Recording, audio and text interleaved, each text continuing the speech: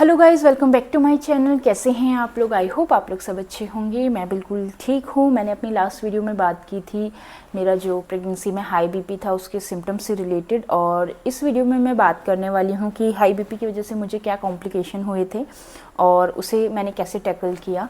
तो सबसे पहले बात करते हैं कॉम्प्लिकेशंस के बारे में। तो 33 वीक्स में जाके मुझे हाई बीपी डिटेक्ट हुआ था। अचानक ही, कुछ ऐसा अंदाज़ा नहीं था। और फिर 34 वीक्स में हमने एक स्कैन किया था, क्योंकि मेरी जो पहली प्रेगनेंसी है, मेरा जो पहला बेबी है वो सी सेक्शन से है, तो हमें अंदाज़ा था कि दूसरा भी सी सेक्शन के चांसेस ज़्यादा हैं, क्योंकि गैप भी ज़्यादा नहीं था। 3 साल का गैप है मेरी दोनों प्रेगनेंसीज़ में। और फिर हाई बीपी में क्या होता है कि चांसेस बढ़ जाते हैं सी सेक्शन के। तो इस कंडीशन में हम लोगों ने दोबारा एक रिपीट करा था। 34 वीक्स में करा था पहला स्कैन, फिर हमने 36 वीक्स में स्कैन करा था। इतनी जल्दी स्कैन के रीज़न बताती हूँ। 34 वीक्स में करा था तो उस वक्त पे मेरी स्कैन रिपोर्ट सब अच्छी आई थी, नॉर्मल आई थी। तो मैं अटैच कर दूँगी रिपोर्ट्स भी। मैंने कराया था 22 मई को। 22 मई के स्कैन में मेरा 10 जुलाई ईडीडी आई थी, ड्यू डेट आई थी, और बेबी वेट जो था वो 2.5 kg था। तो 34 वीक्स में 2.5 kg अराउंड अच्छा वेट था। ठीक है, सब कुछ ठीक था, ग्रोथ अच्छी थी बेबी की, हम लोग हैप्पी थे। मैं निश्चिंत थी कि ठीक है, चलो कोई बात नहीं, हाई बीपी है लेकिन बेबी को कोई इशू नहीं है, बेबी की ग्रोथ अच्छी चल रही है, इट मीन्स सब स्मूथली हो जाएगा। मैं ये सोच के चल रही थी।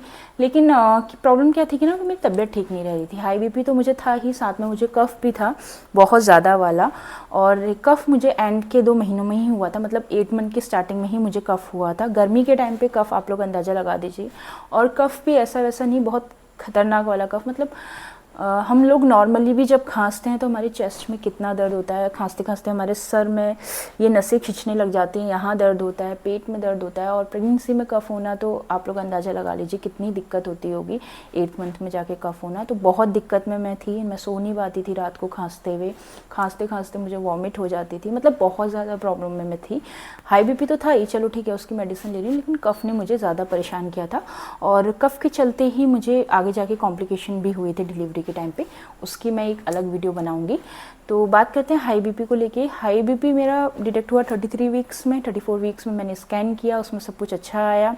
ठीक है, हम लोग खुश थे, हैप्पी थे, क्योंकि ये मेरी सेकंड प्रेगनेंसी थी। फर्स्ट प्रेगनेंसी भी, मेरी फर्स्ट बेटा जो है वो सी सेक्शन से डिलीवर हुआ था, तो हम लोग को एक अंदाज़ा था कि ठीक है, सेकंड के भी चांसेस हैं सी सेक्शन के।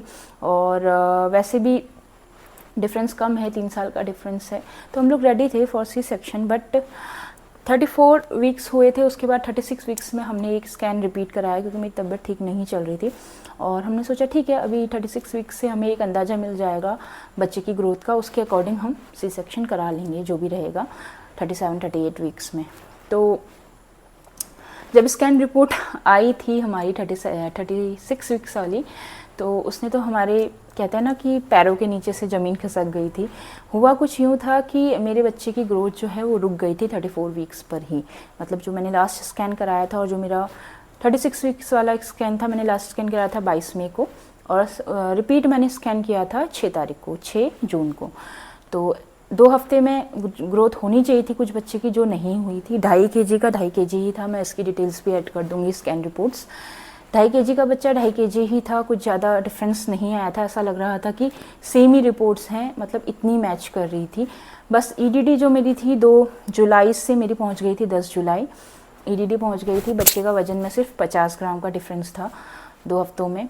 तो ये चीज़ ना मुझे बहुत टेंशन होने लगी। फिर मैं डॉक्टर से कंसल्ट किया, फिर डॉक्टर ने वही सब चीज़ें बोली, ठीक है, तुम इतनी, तुम्हारी तबीयत ख़राब है, बच्चे को भी दिक्कत होती है, ग्रोथ में इशू आते हैं। हाई बीपी में क्या होता है आपके कि आपका जो बच्चे का वेट है, बच्चे का ग्रोथ है, वो स्लो हो जाता है या रुक जाता है। ये कॉम्प्लिकेशन है हाई बीपी का बच्चे को लेके। वैसे बीपी में कॉम्प्लिकेशन माँ को भी हो सकती है, बच्चे को भी हो सकती है, दोनों को हो सकती हैं।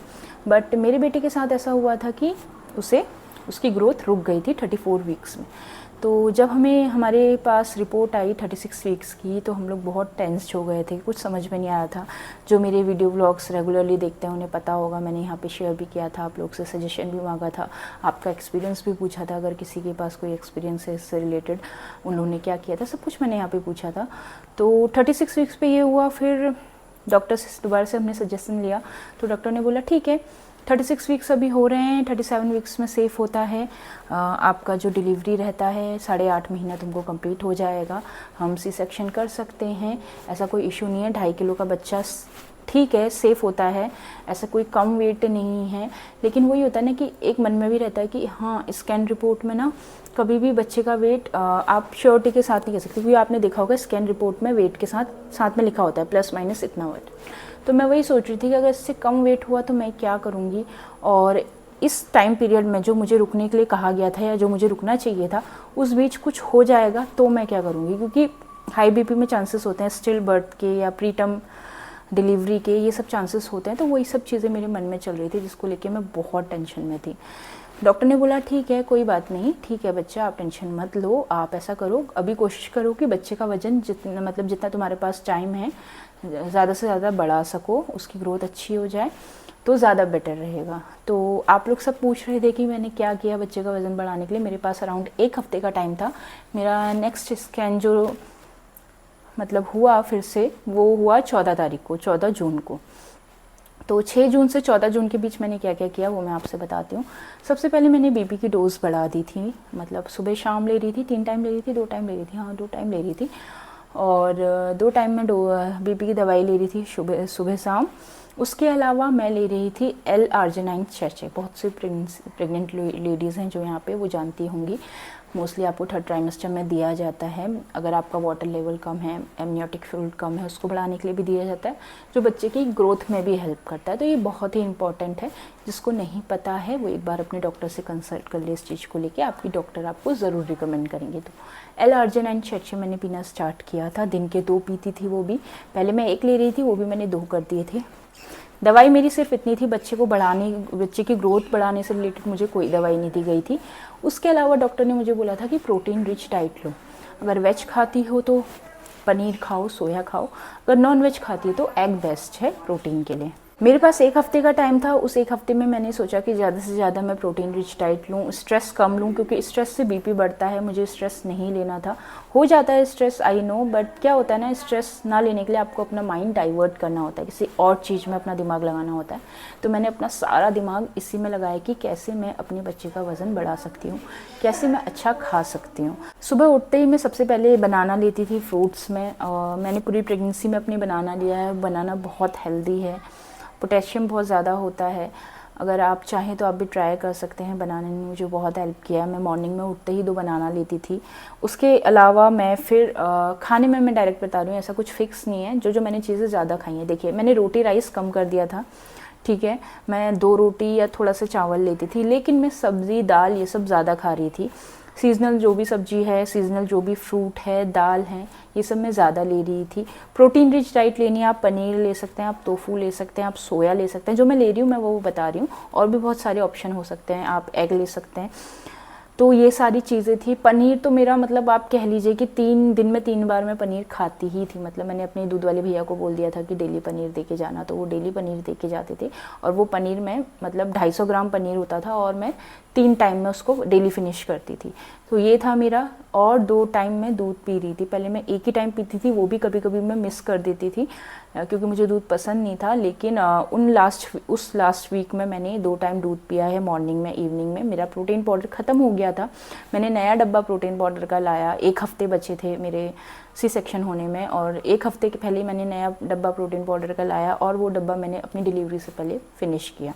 मैंने सुबह शाम में प्रोटीन पाउडर लेती थी दूध के साथ। ये चीज़ थी, खाती थी, कार्ब्स कम खा रही हूँ, रोटी चावल कम खा रही हूँ, सब्ज़ी दाल पनीर ये सब ज़्यादा खा रही हूँ, फ्रूट्स खा रही हूँ, L-arginine सैशे ले रही हूँ 2 बार, पानी पी रही हूँ ज़्यादा से ज़्यादा। यही करा। और मैंने अपना दिमाग शांत रखने के लिए, अपना स्ट्रेस लेवल कम रखने के लिए मैंने अनुलोम विलोम करा, ब्रीदिंग एक्सरसाइज करी, माइंड डाइवर्ट करा खाने पीने की चीज़ों में। और जैसा कि मैं ब्लॉगिंग करती हूँ, मैं इंस्टाग्राम पे हूँ, मैं फेसबुक पे हूँ, मैं यूट्यूब पे हूँ, तो यहाँ पे मैंने अपना ध्यान लगाया।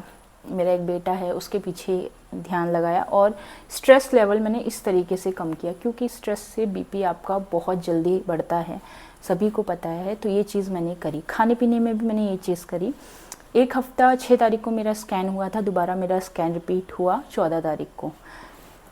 माफ़ी चाहूँगी, मैं वीडियो इतनी अच्छे से नहीं बना पा रही हूँ, क्लैरिटी नहीं है और समझ जाइए, बट कोशिश करूँ कैसे भी कर सकूँ क्योंकि 2 महीने का छोटा बच्चा है, चीज़ें इतनी हैक्टिक है, फिर भी मैं ट्राई कर रही हूँ कि जो भी रिक्वेस्टेड वीडियो है एटलीस्ट वो मैं बना सकूँ, क्योंकि बहुत लोगों ने बहुत बार मुझे बोल दिया और मुझे भी अच्छा नहीं लग रहा है ऐसे बार बार टालना। तो एक हफ़्ते में मेरा जो मतलब 6 से 14 को मेरा हुआ था, तो 7-8 दिन बाद मेरा स्कैन हुआ।